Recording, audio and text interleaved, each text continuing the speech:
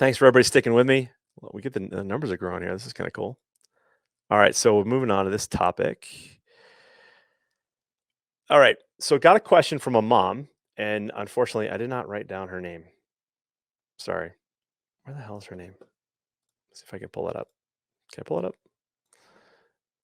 Let me see. This was a great question. It was, what is the best way to make lacrosse practice as painless as possible for lacrosse goalies? Okay. So now a lot of you probably hear that and you're gonna check out on me, and I get it. But the idea here is that this isn't the this isn't a properly worded question, but I know where she's going. Okay. So one of the things that let me see if I can just pull up this name here. Kathleen Jolene. That's like two first names in one. It's like a bonus. So Kathleen, if you're out there listening to me, um, great question, poorly worded. Okay. Uh, so what is important to understand is that same coach that taught me about progression years ago, that if I put a 10-pound plate on your foot, no problem. If I drop a 10-pound plate on your foot, problem. The idea is progression. So everything's possible with progression, but if something can't hurt you, it can't help you. Okay. So let me just say that again. If something can't hurt you, it can't help you. So you can apply this to, um, fine, I'll say it, vaccines. You can say it to vitamins, minerals, supplements, um, running a distance, um, lifting weights. The idea is that if it can't hurt you, it can't help you. And the bottom line is that there's no adaptive response from the body. Okay, that's the deal. Okay, so um, when it comes to lacrosse goalies in particular, how do we apply that there? Well, the first rule is that, okay, as a goalie, I'm going to go into a game this week, this weekend, this week, like whatever. I'm going to go into a game, and based on the shots I am going to face in that game, I need to have a level of ability that is equal to or better than what I'm going to face. Okay. So when your goalie goes out this week, next game, okay, or next game day, I call it game day because it could be a practice, could be a tryout. It's just basically something they need to perform to get the chance to play at the next level. The idea here is that your goalie comes out to play, to compete, and of the shots they face, some are gonna be easy, some are gonna be just right, and some are gonna be too hard. That's gonna make up their save percentage. Okay, so the balls that went by them were obviously too difficult for your goalie at this time. Some of the shots that they save will be a challenge, okay? But within some of those shots that they save, those balls will be too easy. They will not be challenging enough, okay? And this is what a lot of people miss is that, I see people post in our group or I see people post on Instagram, "Hey, our goalie won this weekend. They beat the other team 16 nothing. Yeah, great job, guys." And I read that and I'm like, nope, not at all. Like your goalie got no work. You paid for a weekend of travel and probably some cold Subway sandwiches that are, they were sit in a bag for a long time, got hot, and then like the sauce they put on them, they ordered like too much. Got too much mustard. Now the mustard's like in the bread, and it's like all soggy and nasty. And then you went in the hotel pool, and then you were hoping that the hot tub was going to work, but it's not working. So the whole weekend was shit with a capital S. Okay, and your goalie got nothing out of that. What I love to see is, hey, our goalie went, we went this weekend and we went 2 for 2, and that's probably a better day. It's probably a better weekend. What I love seeing sometimes is, oh man, tough weekend for our goalie. Team went 0 for 4, got outscored 46-2, and I'm thinking that's a good day because of all the work that your goalie got. They got a lot of shots that were too difficult. They got a lot, or maybe they got a lot of shots that were just too difficult and they missed them, right? They didn't get blown by, like, the team had some kid with a forged birth certificate, right, and a beard, and she was a hard shooter, right? Did you guys catch the joke there? I hope you guys caught the joke. But the idea is that you're looking for you're seeking out challenge. Now, challenge doesn't have to be painful, but it has the potential to be painful. And this is where, unfortunately, pain is subjective, right? Pain is subjective. Now, if you are a hyper, like sensitive mom and your baby's out there and you don't understand that, your level of sensitivity is probably off the charts and not appropriate for your goalie. Okay. So we got to be honest there. Like I was doing a goalie audit for a goalie the other day. I was talking to the mom, I'm like, yo, I love you. I appreciate the business, but your level of sensitivity to your goalie in the cage is not going to work very well. Okay. You should probably watch something else. Don't feel bad if you're not at their game. And I said that. I'm like, because that they're just going to skew their goalies, ability to improve. Okay.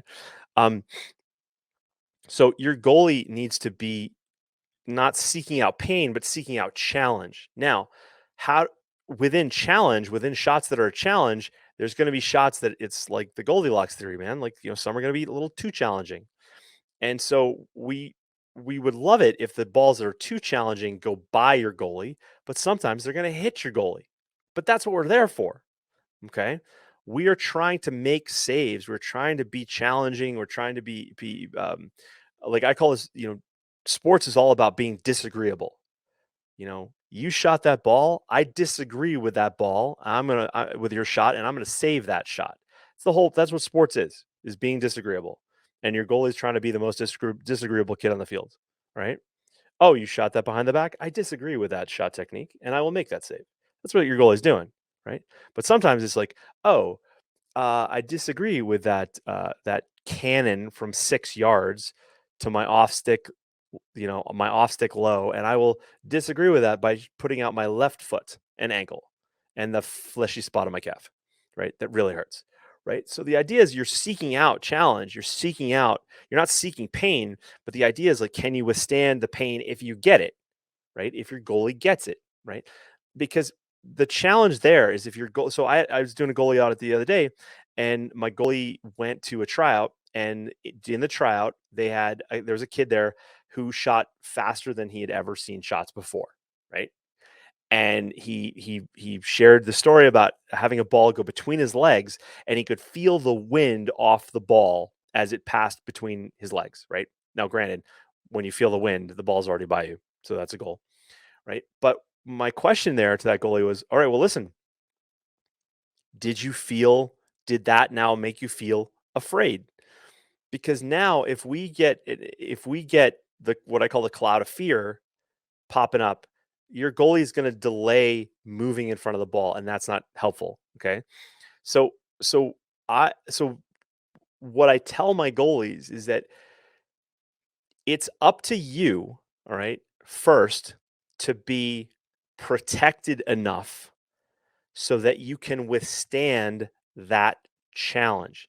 Now, the interesting thing in that example I just gave you is that that ball whizzed by him but didn't hit him, but now caused a little bit of fear, a little bit of second guessing, in the next shot. Well, that now makes the next shot, it could be the same shot, but it actually makes the same shot more challenging because the goalie now has a little bit of fear that, oh, if that ball like tags me, oh, right? In the nuts? Like, come on, right? Now, the goalie has already lost the next challenge, even though the ball hasn't even been shot. Does that make sense? Right? Does that make sense when I say that to you guys? Because we're trying to avoid your goalie being in a situation where they now have fear. Okay. So your goalie needs to come protected to the level of whatever they're going to face. Now, and I've said this before, every coach isn't going to be able to modify practice.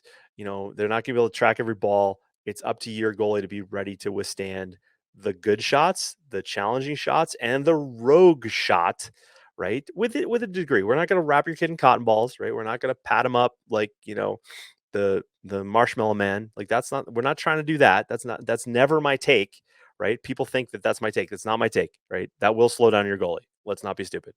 All right. But the idea is like, okay, it's kind of like my attitude toward working out nowadays. Like I want to go and work out and be comfortably sore enough that I want to go back another day, and not so sore that I never want to go again. Right? How many people can relate? How many adults can relate to that? It's like, oh, New Year's resolution, let's go. Yeah, and you hit the gym and then you're like, oh my God, I'm so sore. I can't even think. Right? Right? That's not good. Right? We don't want that.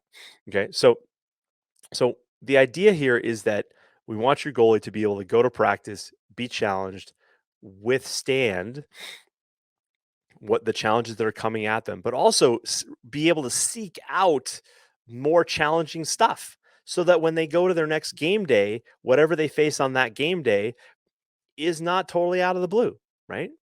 Is not totally out of the blue. Now, sometimes you're going to go to a game day and you'll know strategically that it's going to be a challenge. That's totally cool. But like if it's a tryout for a club team, right? Your goalie wants to have an understanding of everything that's coming at him.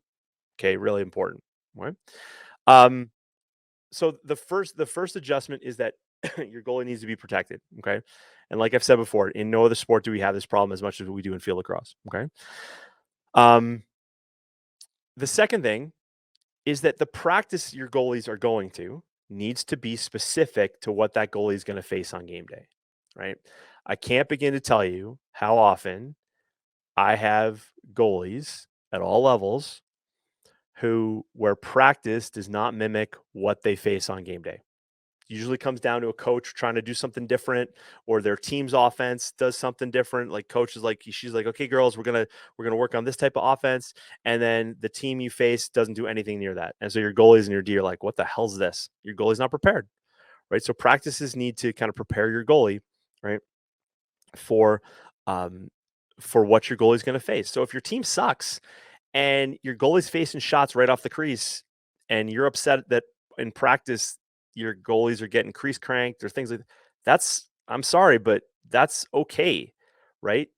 Because if your goalie's facing crease crank shots because your team sucks, well, if they face crease cranks in practice, your goalie needs some of that. Right? So if we're going to prepare our team and our players to succeed, so having a coach shoot on them from far out, that's not going to help your goalie, right? That's important.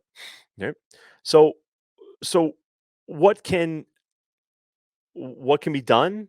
So sometimes I do have parents who are with a program and the program has no clue how to work with their goalies, right? They're just overwhelmed with coaching lacrosse and they just can't get to their goalies or they don't know better. So sometimes a parent can talk to a coach and go, hey, I listened to this bald guy on TV with his gray beard, and he says that maybe we could adjust like the shots or we could use tennis balls. Um, you know, Holden Catoni, who's from my hometown here in Calgary, Alberta, um, played for Johns Hopkins. He's now one of the best guys in the NLL. He told me at Hopkins they run 4-on-3 drills with tennis balls. So what's your excuse with your like U12, U14 club program? Huh? Um, And the other thing a coach can do in practice is obviously regulate distance. Okay, they can move, shoot, they can put lines down, they can use field marking paint, they can throw a stick or a cone or somebody's t-shirt or some dude who got injured and they're on the sideline, throw their glove out of their cleat. I've seen that. Where was I? I was in Colorado. I was in Denver, and the other team they were running drills before our game, and they had a kid who had basically blown up his ankle in the game prior, and he was sitting there on the sidelines with his foot in ice and his cleat was down and the coach is looking for something to mark the field with and he goes over and he grabs this kid's cleat like, all right, not only are you injured but you don't even need clothes anymore, we're just going to take that from you. All right, so yeah, it was good. So but the idea here is progression. Okay, that's the overall concept here is progression and understanding that painless is not the goal, right? We're not going to seek pain but we're going to seek challenge. And so how can we protect the goalie to do that? Okay. Um, so just to recap this concept, okay, you can't seek painless. Right. So moms, this is usually a mom thing. Okay. Moms, you can't seek painless for your goalie. It's not going to happen. Right. If you are the overly sensitive mom on the sideline and your inner voice, your inner fear becomes your outside voice, you're not offending anybody by not being at that practice. your kid will not be disappointed that you're not in the stands if you go shopping at the mall or go do the groceries, right, while they're at practice. Like, just you're better off, okay? Because you're probably skewing your goalie's understanding of pain, okay? Um, but again, this is not a green light to beat up your goalies either for coaches out there, okay? Um, you know, it's on your goalie to be padded up enough to withstand working on what they need to work on. This occurred to me the other day. In yoga, right? Any of you guys yoga or girls or guys yoga, right? There's thin yoga mats, and then there's thick yoga mats, right? We all know those people who like can kneel on a concrete floor with their bare knee, and they're like, yeah, whatever. But then others of us were like, oh, ow, ow. The idea, I'm sure in yoga, that like one guru said to the other guru, "Why are you so soft and weak? Why are you on the thick mat? Why aren't you on the?" And I'm sure somebody's guru is like, does yoga on rocks and calls bullshit to the other guru that can't do yoga on rocks. Like, right? Like, come on. Let's be real here, okay? But I want you to seek out coaches and coaching who understand progression, and they know that they could take your goalie wherever they're at in their development and improve them. Okay. So got a comment here. Agree 100%. Practice needs to prepare for game situation, but yet on the other hand, goalies do not be the punching bags in practice either. Yes, I think I've covered that. Right. That's not an excuse for a coach to just go, hey, Karen, you just got to suck it up. Right. No, that's not what we're saying here. Right. That's not what we're saying here. Right. But it does. One of the things that everybody's got to understand, for all the parents that are listening right now, and all the goalies out there, from a coaching perspective, if a coaching staff is undermanned or womaned, it takes a lot to manage a practice, especially in lacrosse, right? So sometimes they just don't have that bandwidth. And that's where it's up to your goalie to be protected and not be an idiot and say, well, like, oh, I'm not going to wear pads because I don't want to look uncool, because they're just not going to want to go to practice. So we got to understand that too, right? We got to understand that too. But this is why, a lot of, when I do goalie audits and I'm seeing video every week of goalies in practice and in games, I can give feedback there and say, hey, listen, yeah, that's a little bit much from that coach, but I can understand why they're doing what they're doing. And so you got to be prepared for that lack of bandwidth, right? If they lack that coaching bandwidth, your goalie has to come protected, right? And I challenge all of you with goalies, overprotect your goalies for a practice or 2 or 9 or whatever. Overprotect them, go find, like, Walter Siegel in our group posted this great picture of like a baseball umpires. I didn't even know this existed. Baseball umpire catching gear. Like it protected their shoulders, their upper arm. I was like, that's amazing. Throw them in like football pads, right? And a chest protector, and then a hockey goalie, but like just overprotect them and throw them in the cage and see what happens. And your goalie will go like, oh wow, yeah, I can make that save. And I don't want to go totally off topic there. We've talked enough tonight, but thanks for that comment, whoever that was. I can't see your name. But yeah, right. But painless is not what we're seeking for practice, for good practices. Okay, that's not the goal, right? And if you're seeking painless practices, you're missing out on development. We can't do that. So, all right, guys, thanks for watching, and thanks for listening wherever you are. Do me a favor, hit the like button if you like this, and be sure to subscribe if you haven't already. When you're ready, head on over to lacrossegoalieuniversity.com/coaching so I can work with you and your goalie. And while you're at it, check out athletespecific.com to learn more about mental performance and high performance. You may not know this, but I work with athletes in a variety of sports.